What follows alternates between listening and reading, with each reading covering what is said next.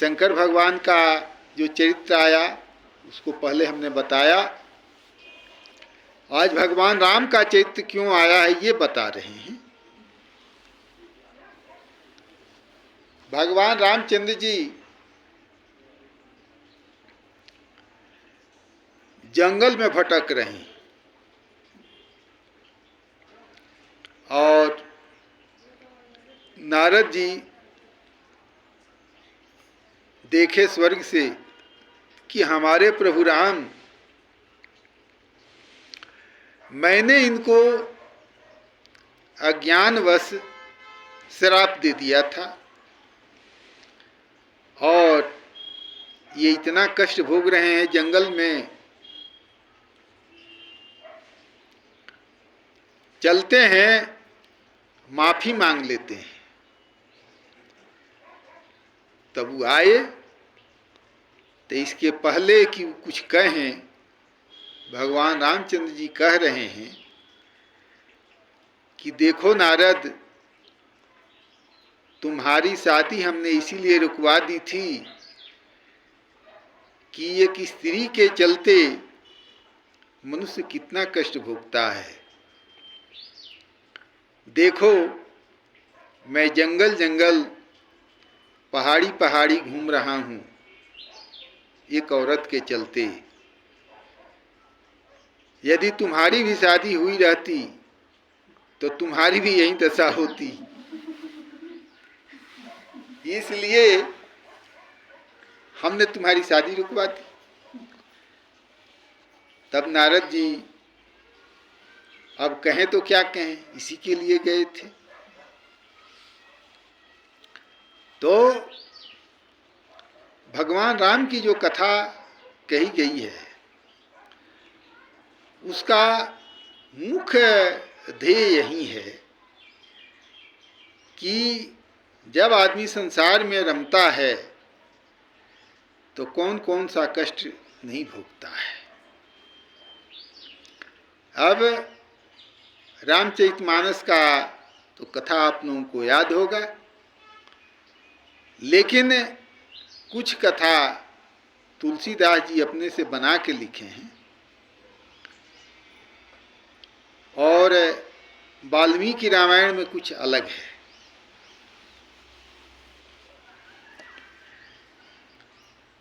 वाल्मीकि रामायण में रावण की बात बताई गई है और माँ जानकी की बात है। वो जब रावण साधु के भेष में जा रहा है माँ जानकी के पास, उनके आश्रम के पास, तो रामचरितमानस में तुलसीदास जी लिख रहे हैं कि वो लक्ष्मण जी एक डडीर खींच दिए थे कि तू डडीर नहीं पार करना। वाल्मीकि रामायण में ये नहीं आया है। वाल्मीकि रामायण में वाल्मीकि जी बता रहे हैं कि जब वो साधु के भेष में गया है तो माँ जानकी उसको महल में बैठाई हैं। जो कुटिया था, महल क्या था, कुटिया था, उस कुटिया में बैठाई हैं, उसका आदर सत्कार की हैं। जो जलपान वगैरह कुछ उसको बताई हैं करने के लिए, कुशल समाचार पूछ रही हैं कि बोलिए संत जी कैसे कैसे आप हमारे यहाँ आए। तब वो अपना परिचय दे रहा है, कह रहा है कि देखो मैं संत नहीं, मैं तीनों लोकों का राजा रावण हूँ। अयोध्या छोटा सा नगर है, छोटा सा राज्य है और उस राज्य में झगड़ा हुआ, उसके लिए तुम लोगों को 14 वर्ष के लिए वनवास भेज दिया गया।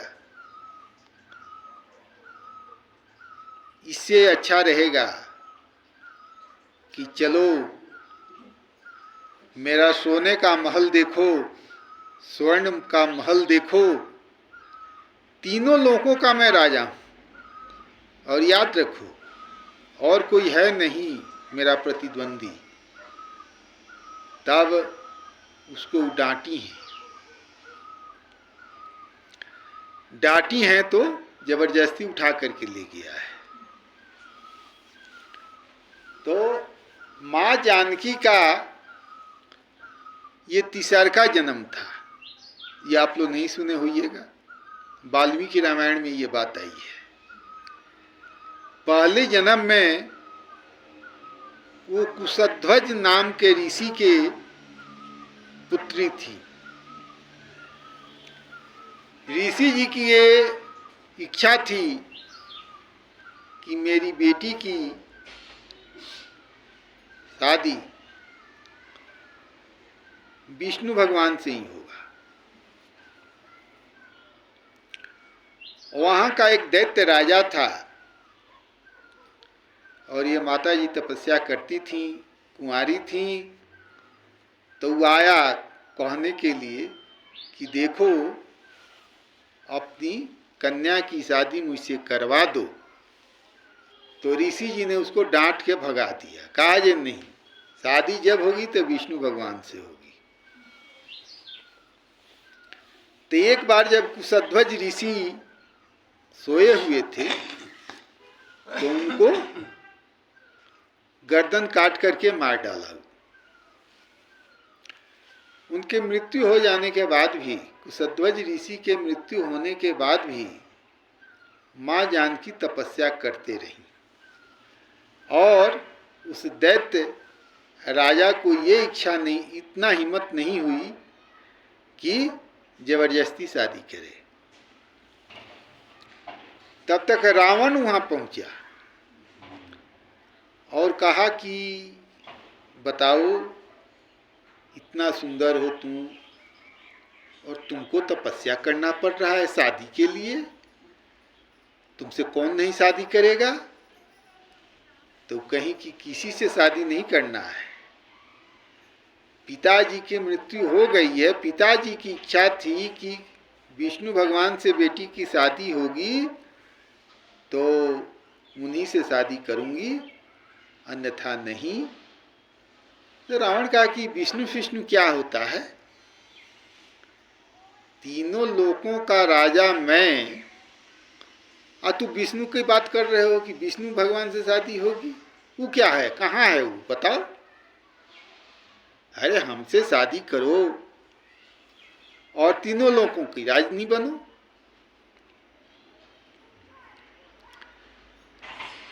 तो माँ जानकी उसको डांटी, तो उनका बाल पकड़ लिया, सर का बाल पकड़ लिया। अलग निकालना, लोटे से निकालो अलग। तो जब बाल पकड़ लिया तो माता जी ने कहा कि देखो तूने बाल हमारा पकड़ लिया, अभी बाल अशुद्ध हो गया, इसको मैं अपने शरीर से अलग कर दे रही हूँ और अब मैं इस शरीर को भी नहीं रखूंगी। माता जी योग साधना से अपने शरीर को पूरा कर दी और शरीर पूरा करने के पहले कहीं कि देखो अगले जन्म में भी मैं किसी महापुरुष के घर जन्म लूंगी और मैं ही तुम्हारे मृत्यु का कारण बनूंगी। माता जी उसी समय रावण को श्राप देती। तो अगले जन्म में वे कमल के नाल में, कमल के फूल के नाल में दिखाई दी। तो रावण देखा, कहा जी एक गजब सुंदर लड़की है। तो कमल के नाल के साथ ही उसको उठा कर लेके चला आया। राज दरबार में पंडितों को बुलाया, कहा कि देखिए देखिए कितना सुंदर है, पहले इसकी सुंदरता को आप लोग देखिए, इसको हम रखेंगे, इससे शादी करेंगे। तो पंडितों ने देखा, कहा कि महाराज ये लड़की अगर आपके घर रह जाएगी, कन्या आपके घर रहेगी तो आप मर जाइएगा अभी ही। ये बहुत अपशकुन वाली है, इसको ले जाइए, फेंकाइए, फिर जहाँ से ले आए हैं वहीं पर। तो ब्राह्मणों का बात माना और ले जा करके फेंक आया। उसके बाद से ये तीसरा जन्म था जब माँ जानकी राजा ये जनक के यहाँ उद्भव हुआ माता जी का, ये तीसरा जन्म था। तो कहने का अर्थ है कि जब स्वयंवर हो रहा था तो रावण जा रहा था कैलाश पर्वत पर तपस्या करने के लिए, तो देखा कि राजा जनक के यहाँ भीड़ उमड़ा है और अनेकों राजकुमार आए हैं, अनेकों ऋषि महर्षि आए हैं। तो अभी उतर गया, कहा कि ए राजा जनक, ये क्या कर रहे हो, इतना लोगों को बुलाया है तूने? तो कही कि ये सीता बिटिया है, इसी की शादी के लिए स्वयंवर हो रहा है। तब कह रहा है कि हमको निमंत्रण क्यों नहीं दिया, स्वयंवर क्या होगा, हमसे कौन बड़ा है, कन्या को बुलाओ और शादी करो, छोड़ो स्वयंवर, कोई बात नहीं है। अब जनक जी कह रहे हैं कि ये सीता बिटिया जब छोटी थी तो शंकर भगवान का जो धनुष है इसको घोड़ी बना करके खेलती थी। गांव साइड में देखा जाता है कि छोटे बच्चे हैं तो कोई डंडा को दोनों पैर के बीच में करके घोड़ा घोड़ा कह करके चलते हैं। तो राजा जनक जी कह रहे हैं कि इस धनुष को सीता बेटिया घोड़ा बना करके खेलती थी, इसी को तोड़ना है, जो तोड़ेगा उससे शादी होगी, नहीं तोड़ेगा नहीं होगी। तो रावण कह रहा है कि देखो, हमसे बड़ा कोई है नहीं, तीनों लोगों के हम राजा हैं, पहले एक बात बताओ, हमको निमंत्रण पत्र क्यों नहीं दिया, चुप्पे चाप लड़की के लिए स्वयंवर रच दिया। तब पूछा जा रहा है कि भाई कौन कार्ड बांटा, कौन निमंत्रण पत्र बांट रहा था कि इनके पास नहीं गया। तो जो निमंत्रण पत्र देने वाला था वो कहा कि महाराज हम तो ले जा कर के समुद्र को दे दिए कि लंका के राजा रावण को दे देना, लेकिन अब वो नहीं दिया तो हमारा क्या दोष है, अब समुद्र से जा कर के आप पूछिए। कहा कि कोई बात नहीं है, कन्या को बुलाइए, शादी करवाइए, ये तो स्वयंवर क्या होगा। राजा कहे जो नहीं, इसको जो तोड़ेगा उससे होगा शादी। तब रावण कहा कि ठीक है हम तोड़ देते हैं, इसमें क्या रखा है। तो जब रावण धनुष को उठाने गया है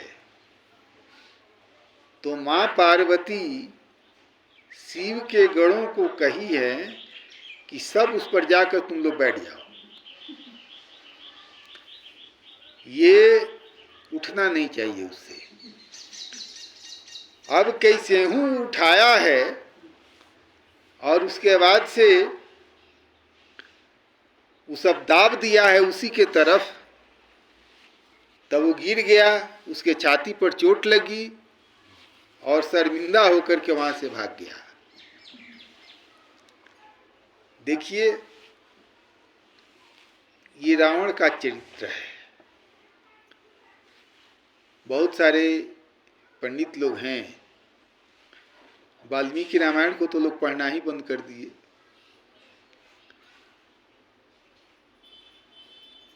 रावण की बहुत प्रशंसा करते हैं, कहते हैं कि बहुत बड़ा विद्वान था।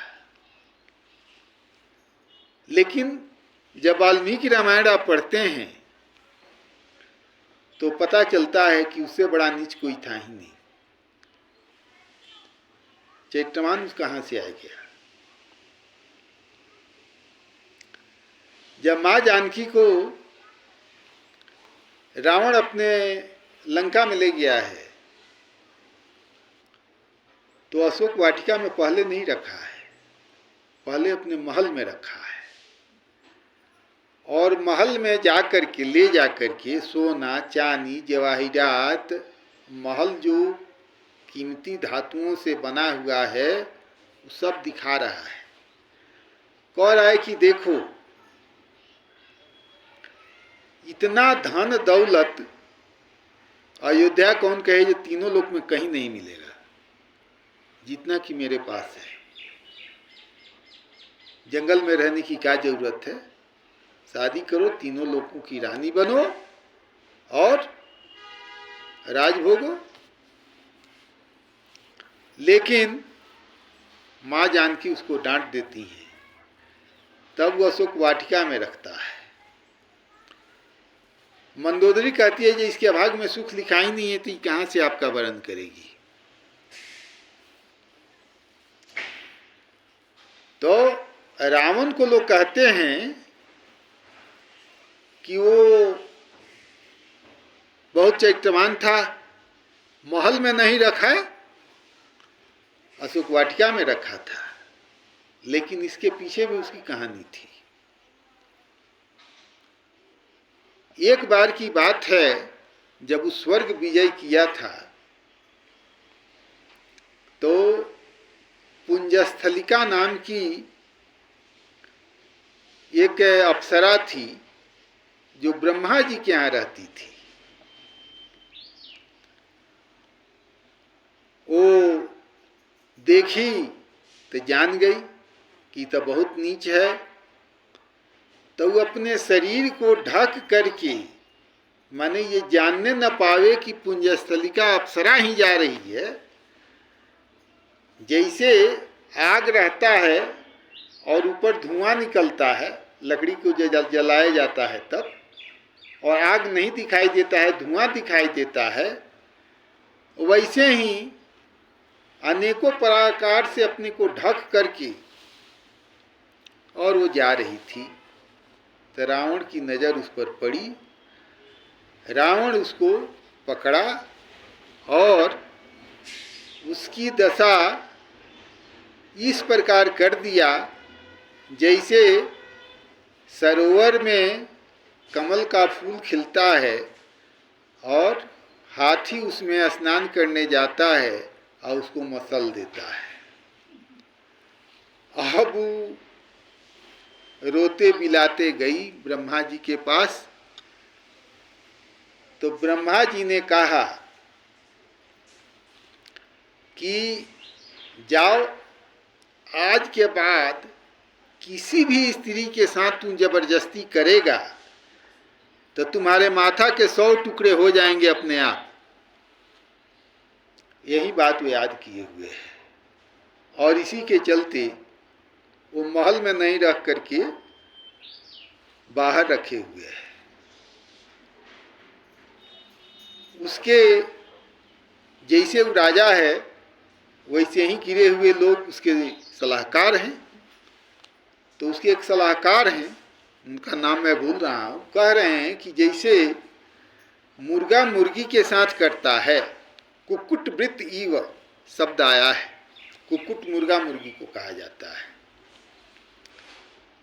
कह कि जैसे वो करता है वैसे ही आप भी जबरदस्ती करो इसके साथ।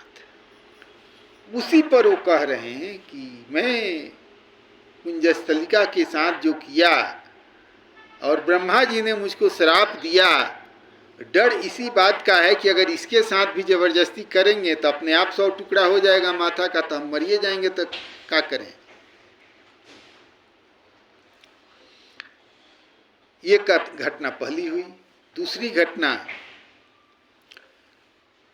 उसके भाई कुबेर थे जिन्होंने महल बनवाया था। लंका उसका बनवाया हुआ नहीं था, कुबेर ने बनवाया था। और जब ये थोड़ा बड़ा हुआ, तपस्या किया, तब मारपीट करना शुरू कर दिया उनके साथ। कहा कि हमको दे दो। तब इसके पिताजी कहे कि चलो कोई बात नहीं है, भाई ही है, दे दो, तू अपना अलग बनवा लेना। जबरदस्ती ले लिया भाई से। तो कुबेर के पुत्र थे, उनकी एक अप्सरा थी। तो ये पर्वत पर बैठा हुआ था, केदार पर्वत पर। चांदनी रात थी और वो रास्ते से गुजर रही थी, उसको पकड़ लिया। तब कह रही है कि मैं आपकी पुत्र वधू हूं, आप मुझको छोड़ दीजिए। तो रावण कह रहा है कि बताओ कि तू कैसे मेरा पुत्र वधू हो गई, समझाओ मुझको। तब कह रही है कि कुबेर के जो पुत्र हैं उनकी मैं होने वाली वधू हूं, आप मुझको छोड़ दीजिए। इस तरह से आप हमारे ससुर लगेंगे, मुझको छोड़िए। तो कह रहा है कि देखो ये सब हम नहीं समझते हैं। उसके साथ भी जबरदस्ती किया। तो भी रोते हुए गई। तो कुबेर के जो पुत्र थे उन्होंने भी श्राप दिया कि जाओ, आज के बाद अगर किसी स्त्री के साथ तू करेगा तो तुम्हारे माथा के 7 टुकड़े हो जाएंगे। यही दशा हुई जब वह स्वर्ग विजय किया था। तो स्वर्ग की जो अप्सराएं थी, देवताओं की पत्नियां थीं, लड़कियां थीं, सबको जो है एक रथ पर बैठा लिया।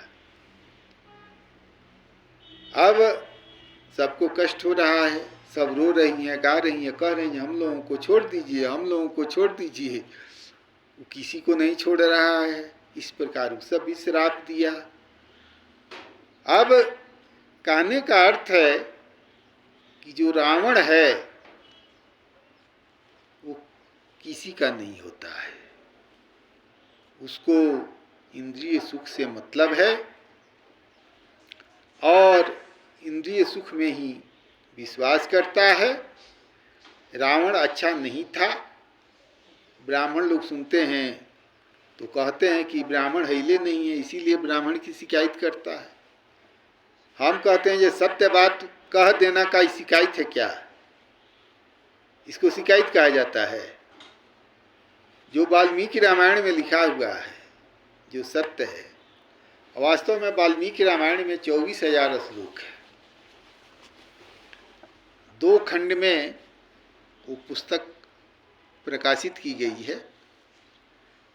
एक यजमान से हमने कहा कि वाल्मीकि रामायण खरीद करके ला दो, तो खरीद करके ले आया, हमको दिया है। वहीं हम वाल्मीकि रामायण को पढ़े। तो रावण रावण होता है और ये सबके अंदर विराजमान है। इस रावण को ही नष्ट करना है। भगवान राम रावण को मारे, लेकिन आज के समय में सबके मन में और सबके हृदय में ये रावण सबको विचलित कर रहा है, सबको कष्ट पहुंचा रहा है। जब तक अपने अंदर जो रावण रह रहा है उसको ख़त्म नहीं कीजिएगा, उसका नाश नहीं कीजिएगा, तब तक शांति नहीं मिलेगी। रावण के बारे में और भगवान राम की कथा कल भी कुछ सुनाएंगे। तब तक आज